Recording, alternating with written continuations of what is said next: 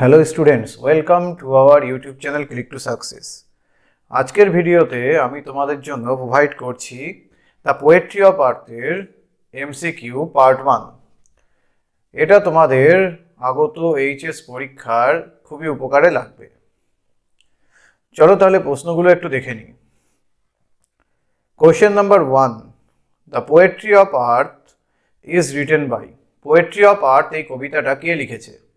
Option A Keats, option B Wordsworth, option C Shakespeare, option D Gieve Patel. Poetry of earth এই কবিতাটি লিখেছে John Keats, অর্থাৎ সঠিক উত্তরটি হলো option A. Question number 2, the poetry of earth is a oblique an. Poetry of earth এই কবিতাটি হলো একটা option A ode, option B lyrical ballad, option C sonnet, option D nature myth. The poetry of earth কবিতাটিতে total 14 lines আছে। 14 লাইন্সের কবিতাগুলোকে সাধারণত sonnet বলা হয়। তাহলে সেই অনুযায়ী আমাদের এই প্রশ্নটির উত্তর হলো যে পোয়েট্রি অফ আর্থ হলো একটা sonnet. Question number 3, the poetry of earth follows the pattern of. Poetry of earth এই কবিতাটা কি প্যাটার্ন ফলো করেছে? অপশন এ 3 কোয়াট্রেন্স 1 কাপলেট। কোয়াট্রেন্স মানে হচ্ছে 4 লাইনের পংক্তি, আর কাপলেট কথার অর্থ হলো 2 লাইনের পংক্তি। তার 3টে কোয়াট্রেন আর একটা কাপলেট আছে কি এই পোয়েট্রি অফ আর্থ কবিতাতে? অথবা অপশন বলেছে বি, সেস্টেট প্লাস সেস্টেট প্লাস অক্টেভ। সেস্টেট কথার অর্থ হলো 6 লাইন, তাহলে দুটো 6 লাইন, আর অক্টেভ হচ্ছে 8 লাইন। তাহলে 8 আর 6 14 আর 6 20 লাইন হয়ে যাচ্ছে, তাহলে আমাদের এই অপশনটা হবে না। আর এখানেও দেখো 14টা লাইন হয়েছে, 4 × 3 12 আর একটা 2 14 লাইন। এই অপশনটা বলেছে একটা অক্টেভ আছে মানে 8 লাইন, একটা সেস্টেট আছে মানে 6 লাইন, সমান সমান 14 লাইন। আর ডি দাগ বলেছে অক্টেভ আছে, কোয়াট্রেন আছে, কাপলেট আছে, অর্থাৎ 8 line, quatrain 4 line, couplet 2 line, মানে 14 লাইনস আছে। এবার এই তিনটে অপশনের মধ্যে আমাদের উত্তর আছে। এবার প্যাটার্ন বলেছে কি প্যাটার্নে ফলো করেছে। দ্য পোয়েট্রি অফ আর্থ কবিতাটি সাধারণত একটা পেত্রার্কান সনেট, যেখানে 8/6 আকারে কবিতাগুলো লেখা হয়। 8/6 = 14 লাইন। তাহলে সেই অনুযায়ী আমাদের অক্টেভ আর সিস্টেট এই প্যাটার্নটা পোয়েট্রি অফ আর্থের ক্ষেত্রে প্রযোজ্য হয়েছে।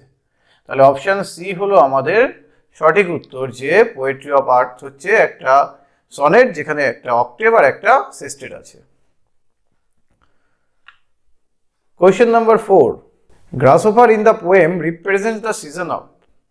এই কবিতাটিতে গ্রাসহপার অর্থাৎ গঙ্গা ফড়িং কোন সিজনের প্রতিনিধিত্ব করেছে? Option A autumn, option B winter, option C spring, option D summer. The poetry of earth কবিতাটিতে গ্রাসহপার অর্থাৎ গঙ্গা ফড়িংকে দেখা যায় গ্রীষ্মকালে, অর্থাৎ এই গঙ্গা ফড়িংটা প্রতিনিধিত্ব করেছে গ্রীষ্মকালটাকে, অর্থাৎ অপশন ডি হলো সঠিক উত্তর। Question number 5, the birds hide in. পাখিরা লুকিয়ে পড়ে। অপশন এ দিয়েছে শেড অফ ট্রি, গাছের ছায়াতে, অপশন বি কোল্ড ট্রিজ, ঠান্ডা গাছের মধ্যে, অপশন সি কুলিং ট্রিজ, নাকি শীতল গাছের নিচে, আর অপশন ডি নেস্ট, বাসাতে। কবিতাতে ছিল যখন পাখিগুলো ক্লান্ত হয়ে যায় প্রচন্ড তাপে, তখন তারা কুলিং ট্রিজের নিচে গিয়ে আশ্রয় নেয়। তাহলে সে অনুযায়ী আমাদের সঠিক উত্তরটি হলো option C. Next question, the poetry of earth is a. Poetry of earth কবিতাটি হলো একটি, অপশন এ দিয়েছে Shakespearean sonnet, option B Keatsian sonnet, option C Petrarchan sonnet, option D Spenserian sonnet. The poetry of earth, আমি আগের একটা কোশ্চেনেই বললাম যে এটা হলো সাধারণত পেট্রার্কান সনেট বা ইটালিয়ান সনেট, যেখানে 8/6 আকারে 14টা লাইন বিভক্ত আছে অক্টেভ এবং সেস্টেট আকারে। তাহলে পোয়েট্রি অফ আর্থ আসলে একটি পেট্রার্কান সনেট, তাহলে অপশন সি হলো এখানে সঠিক উত্তর। Question number 7, the poetry of earth সিজেস at oblique in.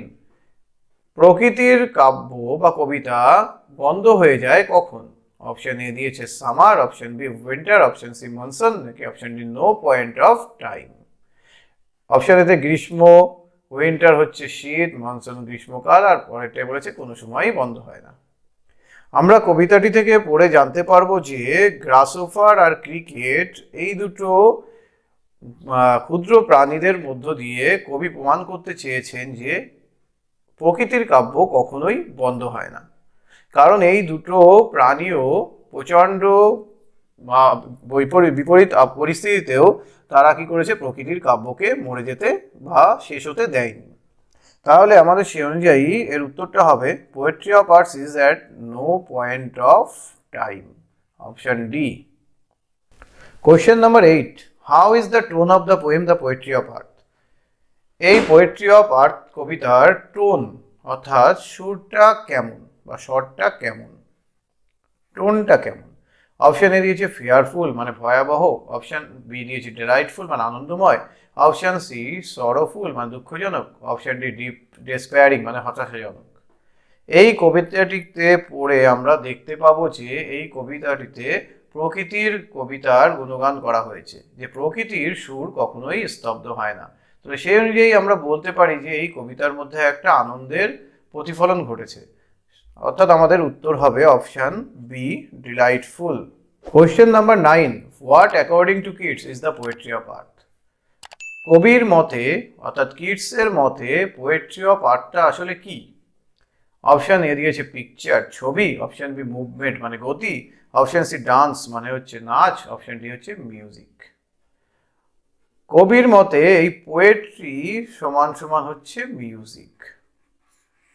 তাহলে আমাদের সঠিক উত্তরটি হলো option D. Question number 10, the poetry of earth is never dash. এই পোয়েট্রি অফ আর্থ কখনোই ড্যাশ। আমরা একটু আগেই পড়লাম একটা কোশ্চেনে যে প্রকৃতির কাব্য বা প্রকৃতির সুর কখনোই স্তব্ধ হয় না। তাহলে আমাদের সেই অনুযায়ী অপশনগুলো একটু দেখে নিই। প্রথমটা বলছে প্লিজিং মানে আনন্দময়, ডেড মানে মৃত, লাউড মানে উচ্চ, আর এনজয়েবল মানে উপভোগ্য। আমরা একটু আগেই দেখেছিলাম কি পোয়েট্রি অফ আর্টটা কখনোই কি হয় না, মৃত হয় না, মৃত হয় না। তাহলে কি হবে, the poetry of earth is never dead. Question number 11, the rhyme scheme of the poem the poetry of earth is. বলছে পোয়েট্রি অফ আর্থ এই কবিতার ছন্দ প্রকরণটা কি? ছন্দ,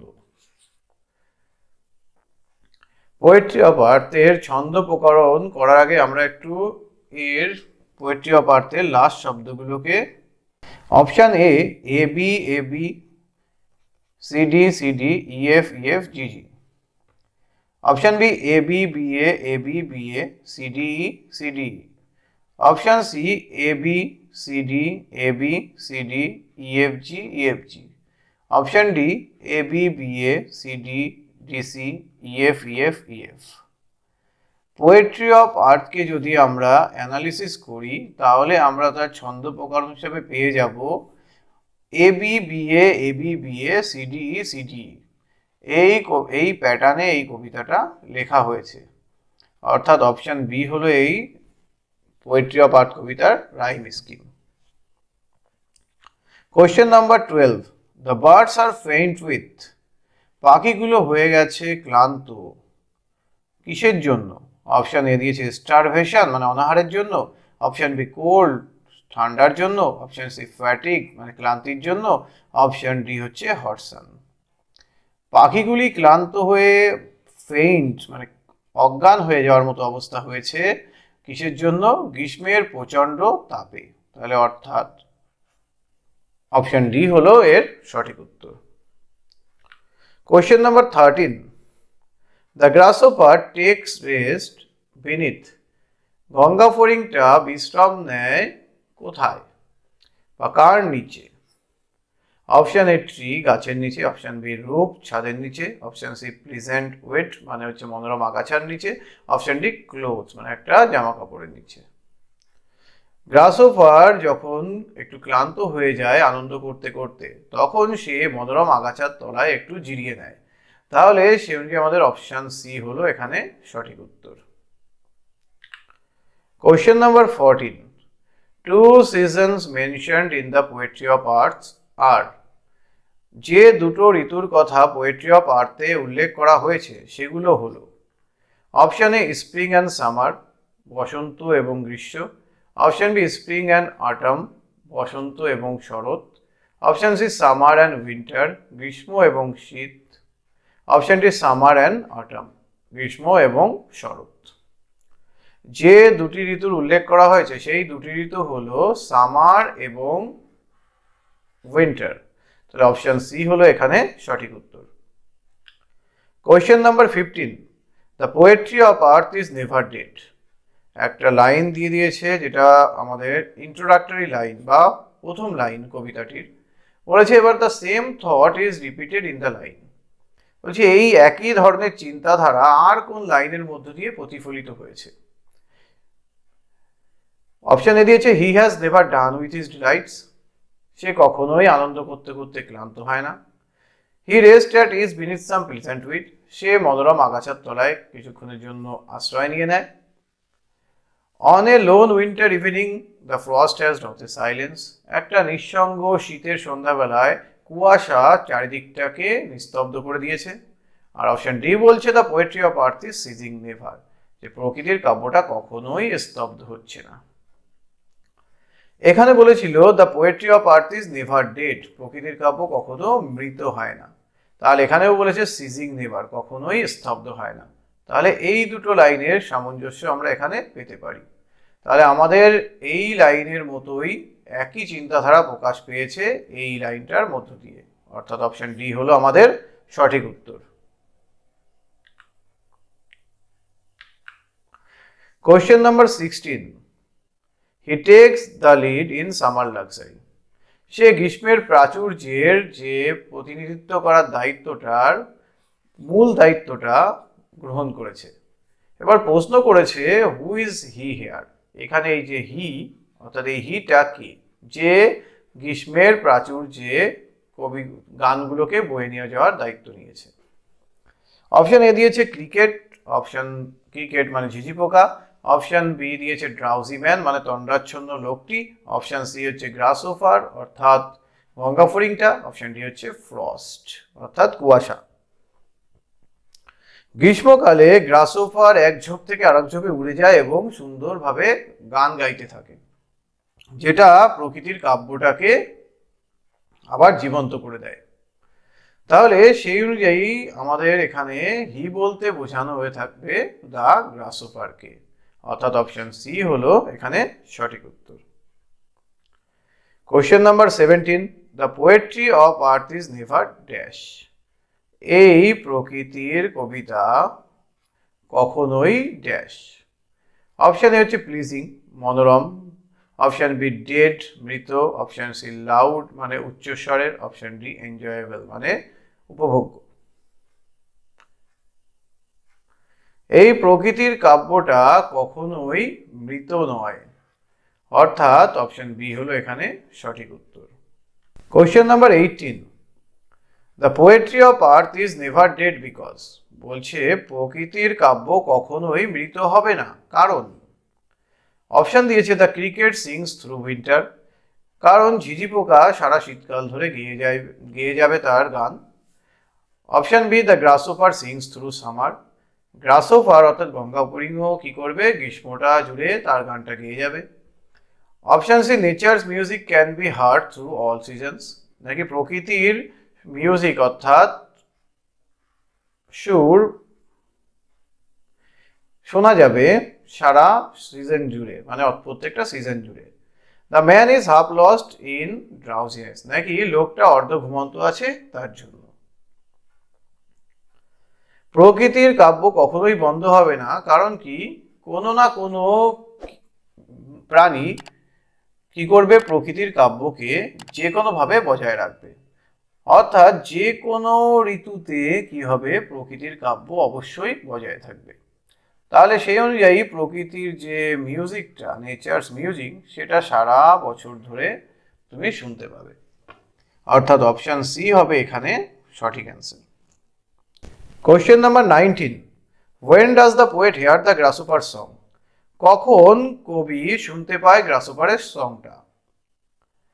অপশন এ দিয়েছে স্প্রিং বসন্তকালে, অপশন বি সামার গ্রীষ্মকালে, অপশন সি উইন্টার মানে শীতকালে, অপশন ডি অটাম মানে শরৎকালে।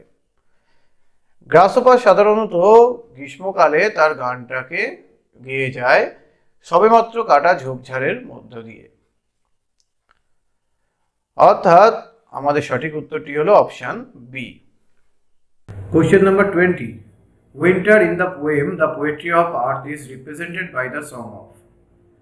The Poetry of Earth কবিতাটিতে শীতকালটাকে প্রতিনিধিত্ব করছে কার গান? অপশন এ ফ্লাই মানে মাছি, অপশন বি মানে মৌমাছি, অপশন সি গ্রাসহপার মানে গঙ্গা ফড়িং, অপশন ডি ক্রিকেট মানে ঝিঝি পোকা। উইন্টারটা রিপ্রেজেন্ট করছে ক্রিকেট, যে স্টবের কাছ থেকে গান গাইছিল। অপশন ডি হলো তাহলে এখানে সঠিক উত্তর।